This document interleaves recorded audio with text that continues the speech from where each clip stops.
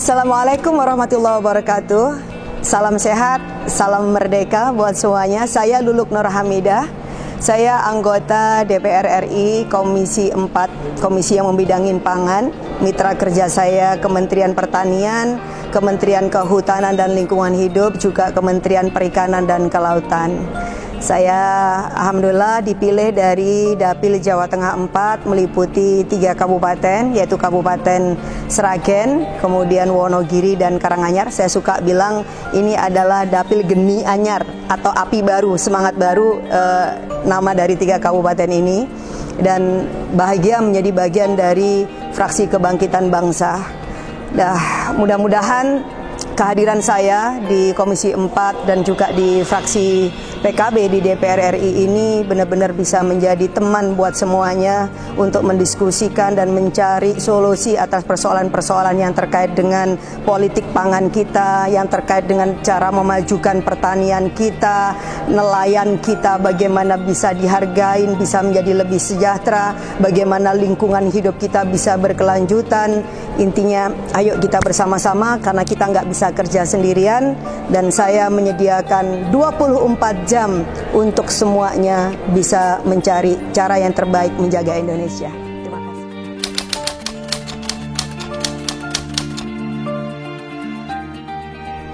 Terus terang saja kalau bicara tentang pertanian di Indonesia, kita mesti ingat satu hal, bahwa pertanian ini menyangkut urusan bangsa.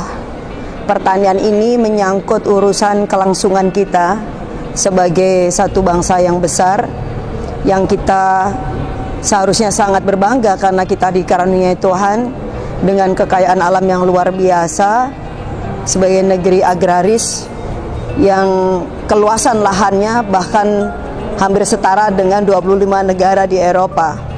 Nah, pada saat ini satu sisi kita juga sangat prihatin karena pertanian semakin hari semakin kurang diminatin oleh orang-orang muda. Rata-rata usia petani kita ini usia 56 tahun.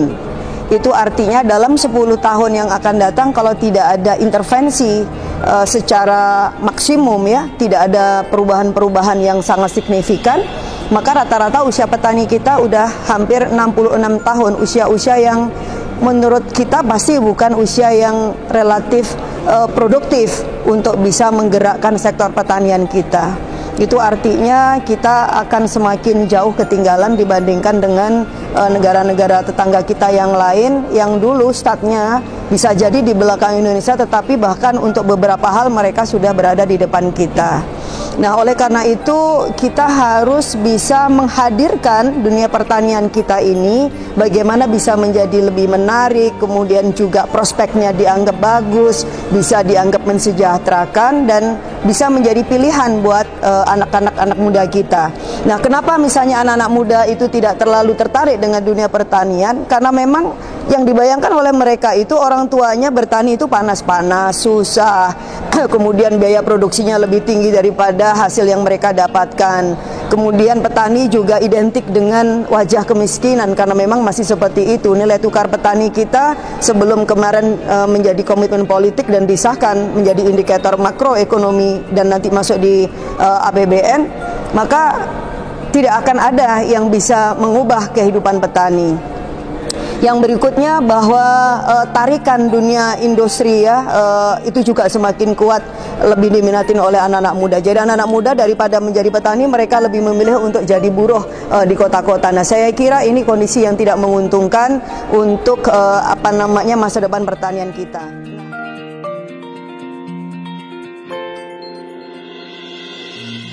Ya, kalau kontribusi milenial mungkin belum terlalu banyak, ya, karena memang pemain utamanya kan masih didominasi oleh generasi katanya kolonial. Jadi generasi senior, generasi tua masih bahkan kakek mereka. Nah, yang kita harapkan sebenarnya dengan kekuatan orang muda yang pendidikannya mungkin relatif lebih bagus, maka mereka bisa didorong untuk bisa menggerakkan apa yang kita sebut smart farming. Jadi pertanian yang lebih baru, ya, kemudian lebih modern dengan penggunaan alat-alat mekanik yang memang cocok dengan zamannya, dan kemudian justru hasilnya itu bisa lebih bagus. dulu ya misalnya orang bertani masih mengandalkan alat-alat yang masih manual ya. Sebagian petani memang sekarang sudah menggunakan mekanisasi karena memang bantuan pemerintah masih banyak. Tetapi sebagian besar petani yang lain kalau tanpa bantuan mereka belum banyak yang secara mandiri mengupayakan pertanian yang dikelola dan diproses, diproduksi dengan cara-cara yang modern. Nah, kekuatan orang-orang muda ini kan sebenarnya kekuatan di pikiran, kemauannya untuk bisa berubah. Kemudian adaptasi mereka dengan dunia digital, dengan teknologi, dengan internet, dengan platform social network yang sangat luas. Maka sebenarnya itu satu modal buat orang-orang muda. Bagaimana mereka bisa bertani, berbisnis di sektor pertanian gitu ya, dengan lahan yang sangat terbatas, bahkan tidak perlu misalnya punya sawah yang luas, hanya dengan pola tanam yang baik, bahkan di media yang sederhana, bisa di rumah, bisa di perkarangan, kemudian packagingnya bagus ya, kemudian dipasarkan dengan platform digital. Ini sebenarnya sudah membuka ruang-ruang yang selama ini jadi kendala bagi petani-petani kita. Karena apa? Karena akses pasar mereka dikontrol oleh orang lain. Nah, orang muda bisa menentukan sendiri pasarnya. Mereka bisa menentukan sendiri harganya. Menurut saya seperti itu. Mereka bisa memilih segmen konsumen yang seperti apa yang bisa menyerap hasil pertanian mereka. Ini yang kemudian kita bilang bahwa akan ada paradigma baru yang ini cocok untuk orang-orang muda. Sekarang ada mulai tumbuh nih 1-2 anak-anak muda ya di Jawa Tengah. Kemarin saya kebetulan kunjung di SOM itu di Semarang, kemudian ada yang di Sukabumi, anak-anak yang baru umur puluhan tahun dengan luasan lahan yang nggak nyampe 10 hektar lebih kurang, tetapi mereka bisa menghasilkan sudah ratusan juta per bulan. Kebayang. Jadi mereka tanam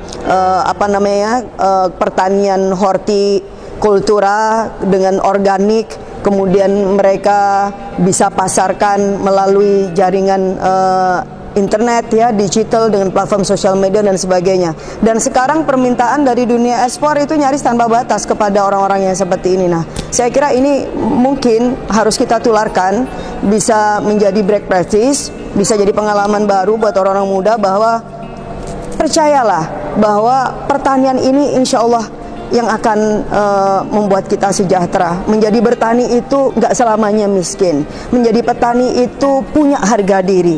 Menjadi petani itu membuat kita merdeka. Menjadi petani itu kita punya kesempatan untuk menolong negeri kita.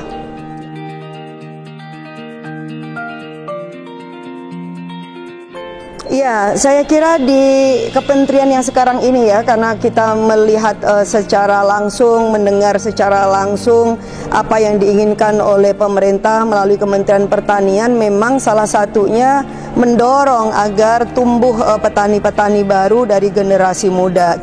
Kami sebagai Komisi 4 juga selalu mengingatkan kepada pemerintah harus ada upaya-upaya yang extraordinary yang memancing mereka untuk kembali menjadi petani. Anak petani harus bangga menjadi anak petani. Bahkan yang bukan anak petani pun punya minat kepada pertanian, maka harus ada fasilitasi dari pemerintah. Jadi tugas atau fungsi pemerintah bisa fasilitasi itu, bisa melatih mendidik, dikembangkan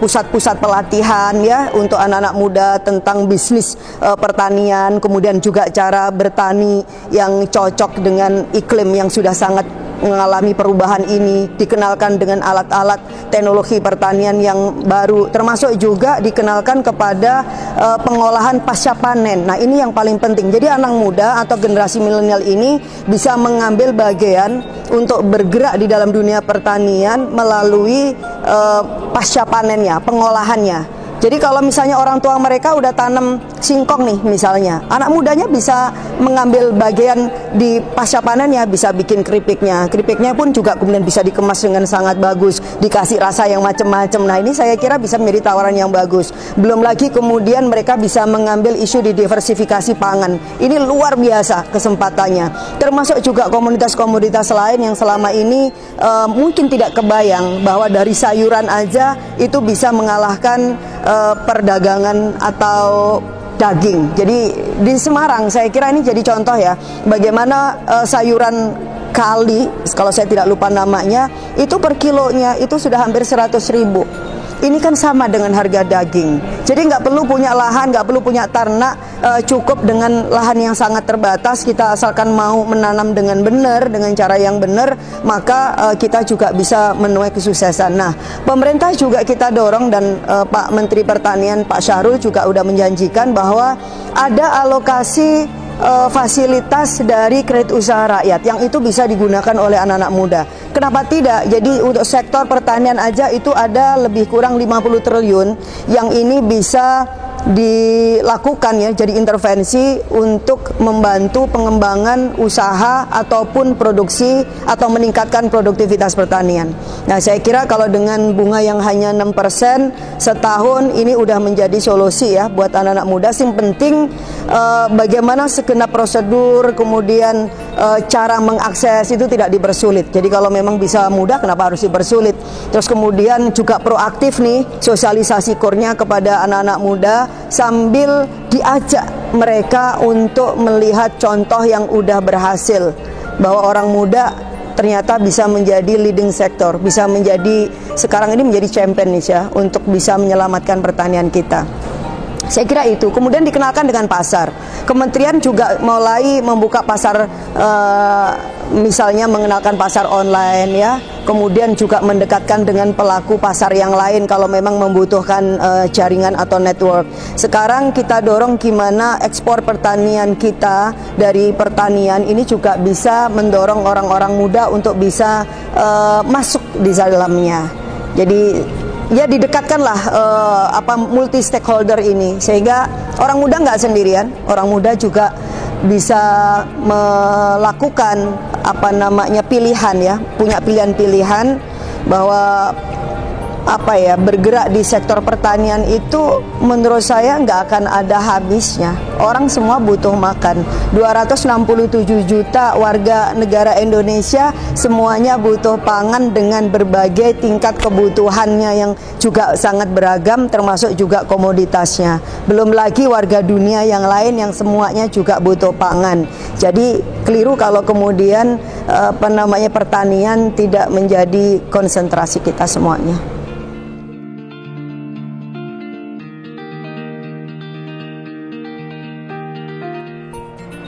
Terima kasih ya. Saya kira begini, pertama kita harus yakin dan juga memiliki tingkat kepercayaan diri yang sangat kuat bahwa kita ini bangsa yang besar. Dengan 267 juta warga yang memiliki kebutuhan atas pangan, maka penting untuk memastikan bahwa kita ini memiliki kesiapan dalam hal soal ketahanan pangan, soal keamanan pangan, hingga persoalan kedaulatan pangan.